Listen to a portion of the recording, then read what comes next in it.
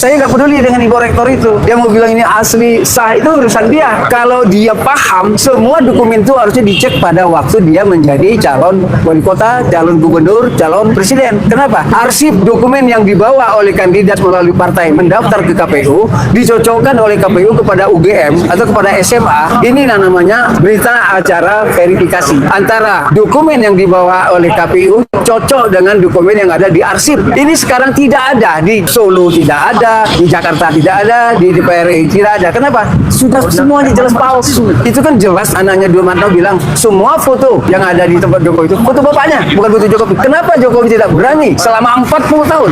Dia lulus 85, sekarang 2025.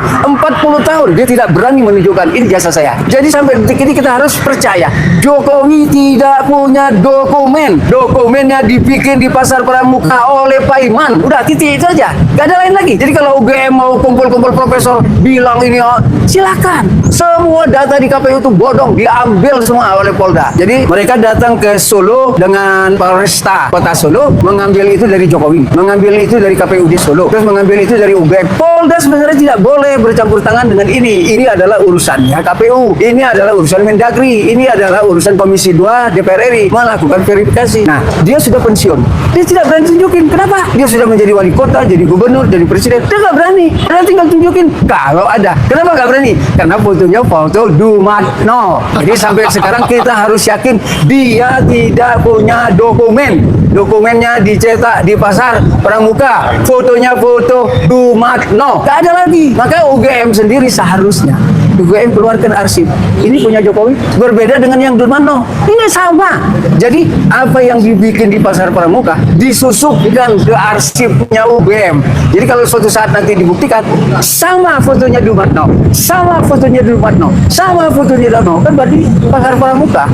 Kan tahun 85 lulus, berarti sudah 40 tahun. Betul. Suatu ijazah 40 tahun harusnya udah mulai kumal dong. Kumal warnanya menguning. Betul. Nah, ini katanya masih baru, bener? Enggak, clear. Saya udah lihat dari 2 tahun yang lalu. Dia kumal, ada rayapnya. Di bagian bawah itu sebelah kiri ada rayap, kena rayap loh, Bang. Iya. Dan sekali lagi, ini sudah diuji 2 kali oleh lapor, Bang. Iya.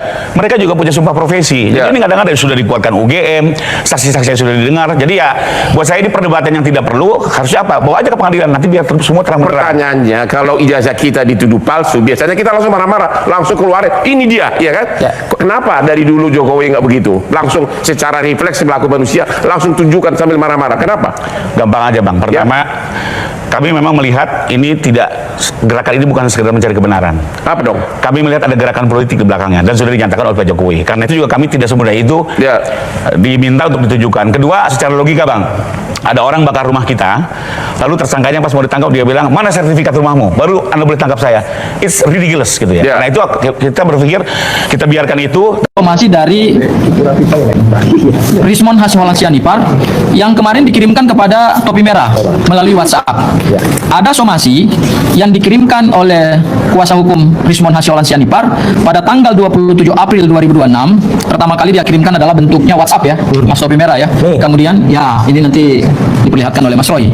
Kemudian setelah itu dia kirimkan dalam bentuk surat PDF ya, filenya PDF dan sudah diterima oleh Mas Topi Merah ya. Saya baca saja surat somasinya yang resminya ya. Dari Law Office Jahmada Girsang and Partners tertanggal 27 April 2026 ditujukan kepada Saudara Topi Merah.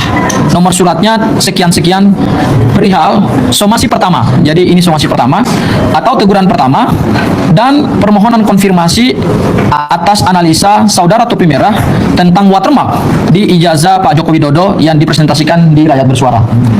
Dengan hormat, saya selaku kuasa hukum dari Saudara Rismon Hasyolasianipar yang ditampilkan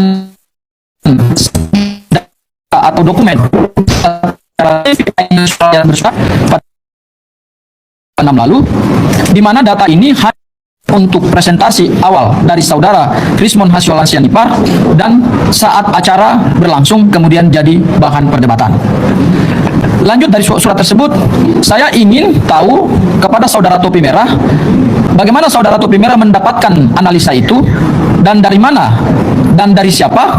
Selanjutnya saya juga ingin tahu persis bagaimana analisa saudara topi merah atas data atau dokumen itu yang sangat viral dan jadi bahan pergunjingan masyarakat. Berarti beliau saudara juga bahwa hasil temuan Mas topi merah kemudian viral.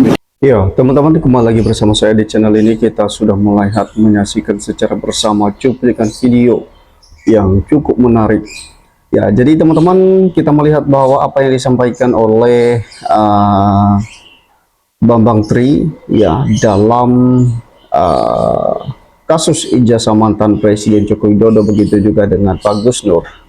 Ya, setelah mereka dipenjara gara-gara soal ijazah mantan Presiden Joko Widodo, kita melihat bahwa setiap pernyataan mereka yang selalu menyatakan bahwa ya mereka tidak pernah melihat ijazah asli dari mantan presiden. Bahkan Gus Nur berani menyatakan bahwa saya akan, kalau ijazah Jokowi akan ditujukan, bahkan dia siap ya 7 malam 7 hari akan minta maaf kepada Pak Jokowi. Ya, jadi artinya bahwa dia ini selalu siap untuk minta maaf kalau seandainya ijazah asli itu ditujukan di hadapan publik. Ya, jadi kenapa teman-teman? Ya, sebenarnya orang yang sudah pernah dipenjara, yang mengalami kasus yang cukup serius ini sebenarnya mereka trauma ya, biasanya seperti itu. Tapi kita melihat Bambang Tri dan Gus Nur ini bahwa mereka semakin meyakini kalau ijazah Jokowi itu ya 99,9% palsu karena tidak pernah ditujukan.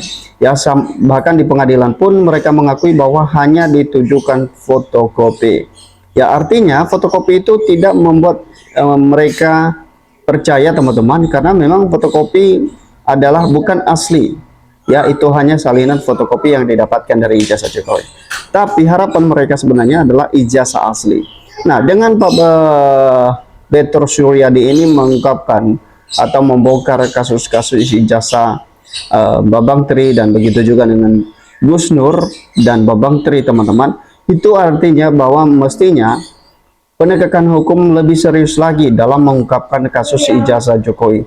Karena kenapa? Karena orang yang sudah dipenjara pun ya dengan kasus yang sama seperti yang dialami oleh Roy Suryo dan bahkan Bu Tifa, itu artinya bahwa penegakan hukum belum secara memadai. Mereka lebih lebih serius lagi ya. Kalau misalnya para tersangka meminta itu ditujukan, mestinya penegakan hukum harus menjembatani hal ini untuk bisa mereka melihat ijazah betul atau tidak ijazah Jokowi itu adalah seperti yang mereka katakan 99% palsu. Nah, ini tugas dari atau kewenangan dari penegakan hukum sebenarnya untuk memastikan hal itu, bukan malah memberikan batasan-batasan untuk supaya para tersangka ini semakin penasaran terhadap ijazah Jokowi. Seperti yang dilakukan di penyidik Polda Metro Jaya, teman-teman, kita melihat bahwa hal pada saat itu seperti yang dibeberkan kepada publik bahwa itu masih dibatasi. Ya, bahkan tidak boleh dipotret, tidak boleh diraba, bahkan dibatasi jarak untuk melihat ijazah tersebut. Ya, sebenarnya kalau tidak ada masalah, sebenarnya tinggal dibiarkan aja biar mereka meraba dan melihat ya. Jadi tidak ada was-was lagi di ijazah tersebut kalau asli. Bahkan seperti yang disampaikan oleh seorang profesor Cie menyatakan bahwa kalau ijazah itu asli, siapapun akan berani menunjukkan. Ya, jadi tidak ada lagi keraguan-raguan menyatakan bahwa ya nanti kalau misalnya dilihat takutnya nanti ketahuan begitu. Ya, memang itu kalau ijazah itu ya sepertinya ada tidak beres atau sepertinya janggal, teman-teman, atau aneh, tentu ya orang yang menunjukkan pun selalu was-was. Nah, hal ini yang disampaikan oleh Bambang Tri dan Gus Nur, teman-teman, bahwa ini harus penegakan hukum ini harus menjembatani hal ini supaya para tersangka juga bisa menerima dengan lapang dada kalau misalnya itu semua sudah ditujukan dan dibuktikan di hadapan mereka. Kalau misalnya pendukung-pendukung mereka menyampaikan bahwa ijazah Jokowi asli tanpa ada pembuktian, tentu ini ya sulit diterima tanpa ada pembuktian. Nah, jadi itulah yang menjadi harapan para tersangka. Sebenarnya kita lihat di beberapa media sosial bahwa harapan mereka adalah bahkan mereka juga menantang Pak Jokowi supaya hal ini bisa ditujukan. Karena orang yang pernah di penjara pun, ya ketika mereka keluar dari penjara, tapi mereka masih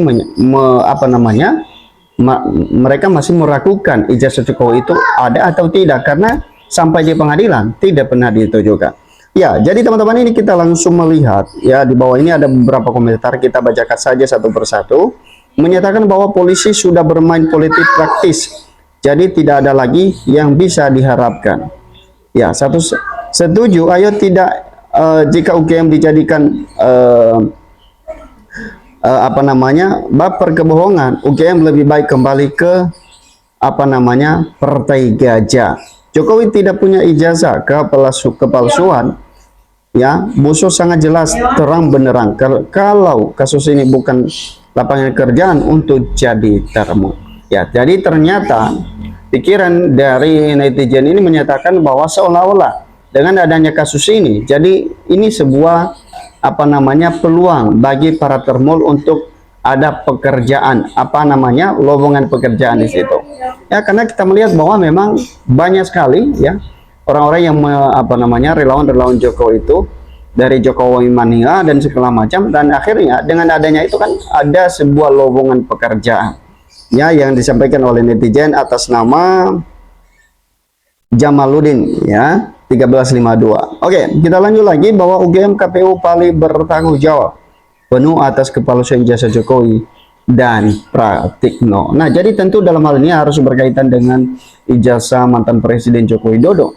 Ya, sebenarnya rektor pada saat itu yang disebut-sebut Pratikno ini ada hubungannya dan segala macam. Mestinya ini harus diperiksa oleh penegakan hukum supaya ini clear ya, tidak ada lagi keraguan-raguan nantinya ke depan.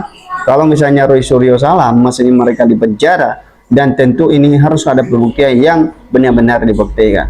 Jangan terulang lagi seperti kepada Bambang Tri, teman-teman, hanya ditujukan fotokopi yang aslinya tidak pernah diperlihatkan. Dan pada akhirnya setelah mereka keluar, itu Bambang Tri dan Gus Nur, ya, bahkan mereka masih meragukan ijazah tersebut. Seolah-olah penegakan hukum dalam hal ini adalah lemah dalam pengungkapan kasus ini, dan mestinya ini harus berani menegakkan keadilan bagi masyarakat di Indonesia. Itu saja teman-teman, bagaimana menurut Anda? Berikan komentar Anda. Sampai ketemu di postingan.